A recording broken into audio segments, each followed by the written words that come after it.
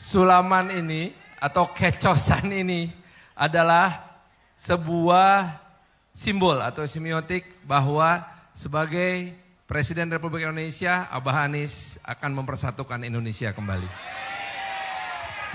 Silakan, Mbak.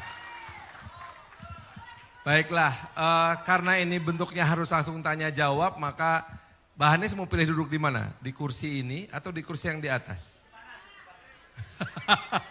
Pilih kursi yang stabil. Ini panas nggak nih? Stabil nggak? Aman lah, aman. Aman lah ya? Kita ini di kursi manapun juga senang-senang saja. Alhamdulillah. Walaupun memang saya sekarang sedang mempertahankan kursi, Bah.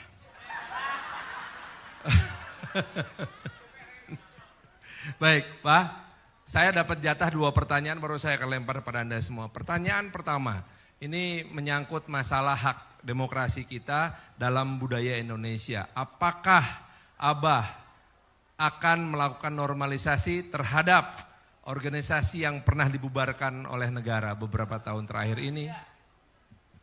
Sebut aja namanya, jangan takut. Oh ya udah. Ini. Gimana? Malah saya yang tanya yang takut, harus yang jawab yang takut.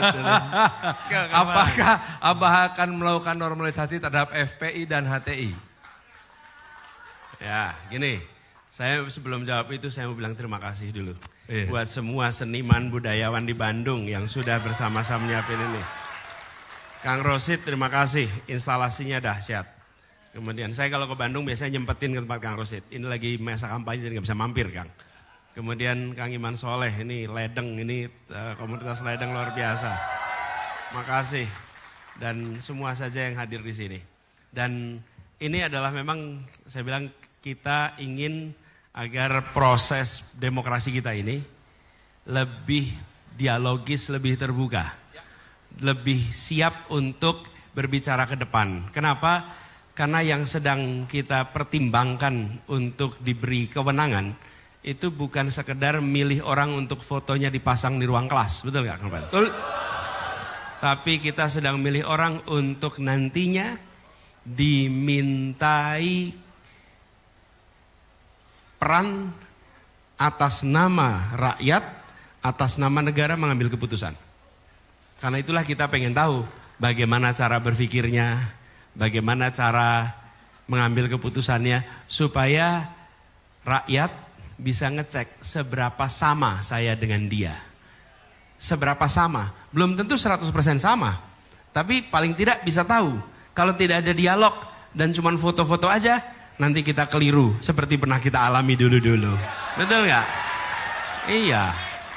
Loh, kita nggak tahu calon berpikirnya bagaimana, cara ngambil keputusannya gimana.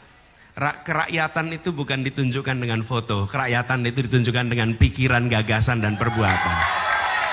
Ya.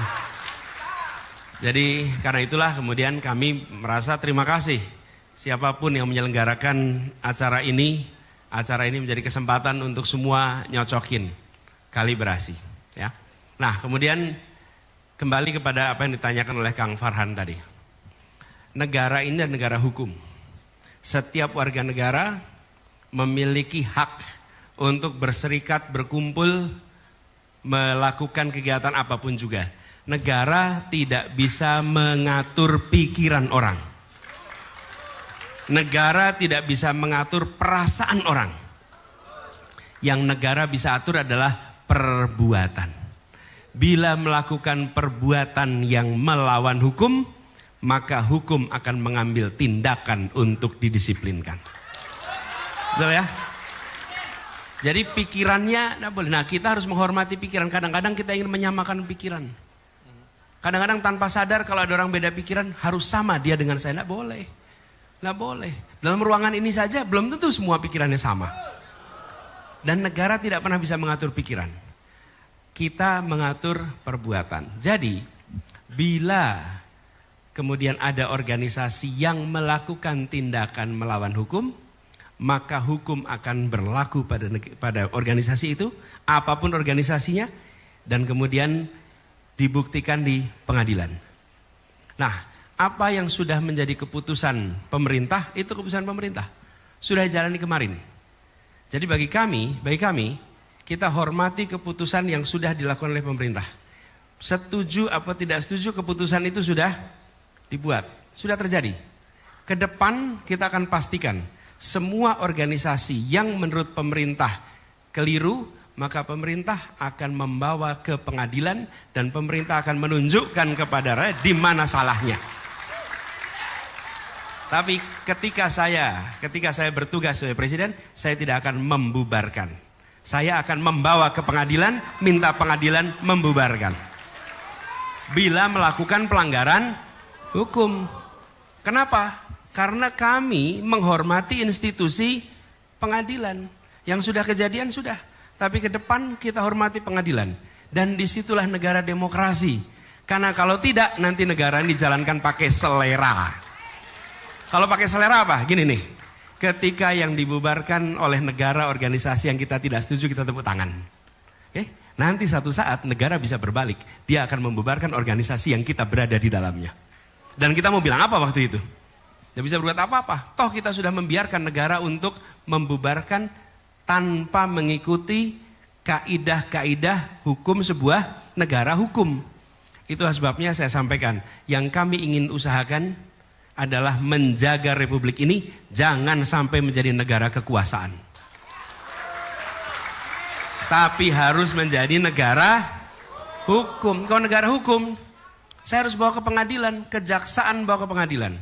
Bila saya menemukan si X menurut hemat kami melakukan pelanggaran, bawa ke pengadilan, bawa ke pengadilan. Kembalikan itu. Tapi kalau tidak, akhir-akhir ini kita menemukan, beri contoh, kita membiarkan penyimpangan-penyimpangan itu bergerak pelan-pelan. Ada misalnya pembubaran organisasi, udah kita diamkan. Kenapa? Karena kami nggak cocok dengan organisasi itu, biarin aja. Ada undang-undang ditetapkan tanpa ada pembahasan, kita biarin aja. Tidak ada pembahasan yang panjang. Mau contoh IKN, ada pembahasan panjang? Tidak. Jadi cetok. Omnibus Law, memang dibahas panjang? Tidak, cetok. Lalu kita biarkan itu, diam terus. Semua itu bergerak sampai satu saat baru pada terkejut ketika MK kejadian. Baru, waduh, kok jadi begini? Sudah terlambat. Sudah terlambat, karena itu sekarang kami punya waktu 17 hari lagi nih sekarang ke depan. Pilihan kita, dua. Mau menjadikan negara ini negara kekuasaan atau mau menjadikan negara hukum? Kalau menjadikan negara hukum, maka kami menganjurkan pilih yang menempatkan hukum sebagai supremasi dalam pengambilan keputusan. Kalau negara kekuasaan, kekuasaan yang akan mengatur hukum. Nah, disitulah menurut saya penting. Jadi jawabannya yang sudah terjadi sudah, tapi ke depan seluruh ketentuan mengikuti prosedur hukum di mana pengadilan yang menetapkan, bukan keputusan dari pemerintah. Gitu ya.